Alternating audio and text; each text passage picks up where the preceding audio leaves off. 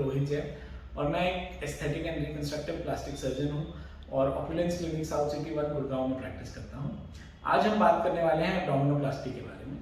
Abdominoplasty या lipo abdominoplasty एक ही surgery है और ये किन पेशेंट्स के लिए की जाती है? उन पेशेंट्स में जिनके अंदर एब्डोमेन में या तो बहुत लूज स्किन हो नीचे, जैसे कि पोस्ट प्रेगनेंसी कॉमनली देखा गया है, या फिर उन पेशेंट्स में जिनमें मैसिव वेट लॉस हुआ हो जिसकी वजह से पूरी बॉडी में ही स्किन लटक गई हो, लूज हो गई हो, तो उन पेशेंट्स के लिए ये सर्जरी बहुत अच्छा रिजल्ट देती है।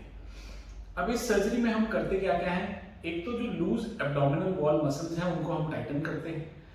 जो पेंडुलस लूज स्किन होती है लोअर एब्डोमेन की, मतलब अम्बिलिकस के नीचे वाली स्किन, उस स्किन को हम काट के निकाल देते हैं और ऊपर की जो एब्डोमेन की स्किन होती है उसे मोबिलाइज करके नीचे लेके आते हैं और नीचे लाके उसको सूचर करते हैं ताकि जो स्कार बने आपका वो आपकी बिकिनी लाइन में छुप जाए। तो आपके नॉर्मल क्लोथिंग में, इवन अगर आप बेदिंग सूट, स्विम सूट पहनते हैं तो भी वो नहीं दिखता है।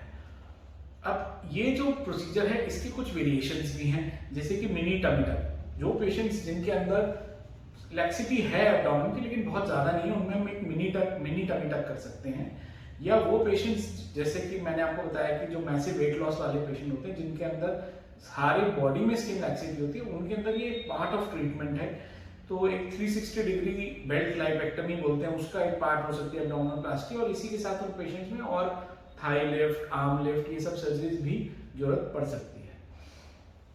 अब क्या एब्डोमिनोप्लास्टी सिर्फ फीमेल्स में करते हैं? नहीं, ऐसा बिल्कुल भी नहीं है। मेल फीमेल दोनों में ही किया जा सकता है।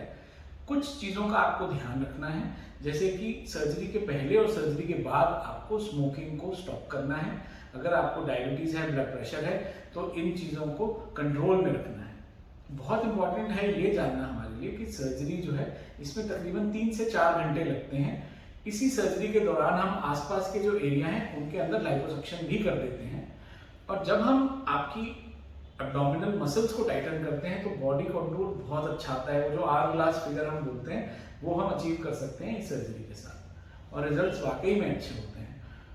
अब 3-4 घंटे की सर्जरी के बाद जब पेशेंट बाहर आता है तो ड्रेन्स लगी हुई होती हैं।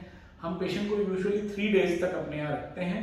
सेकेंड डे हम पेशेंट को चलवा देते हैं और थर्ड डे जब पेशेंट डिस्चार्ज होता है तो मोस्ट ऑफ द केसेस में ड्रेन साथ लेके ही जाता है। और जब फर्स्ट फॉलोअप में पेशेंट वापस आता है उस टाइम पे ड्रेन्स को हटाया जाता है। पोस्ट ऑपरेटिवली आपको एक प्रेशर गारमेंट दिया जाएगा पहनने के लिए ताकि बहुत ज्यादा स्वेलिंग ना हो। और इसमें ये भी चीज जाननी जरूरी है कि लिम्फेटिक मसाज हम आपको करवाएंगे जिससे कि स्वेलिंग जल्दी सेटल होती है। यूजुअली 4 to 6 वीक्स तक स्वेलिंग रहती है। आपको कोई भी हेवी स्ट्रेनस एक्सरसाइज कम से कम 3 महीने तक अवॉइड करनी पड़ेगी।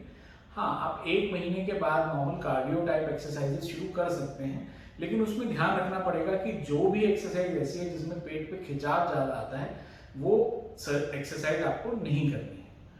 अगर इसके अलावा आपको कोई भी डाउट है, आप कुछ भी और जानना चाहते हैं, तो आप हमें या अपने लोकल प्लास्टिक सर्जन को कॉन्टैक्ट कर सकते हैं और अपने डाउट को क्लियर कर सकते हैं।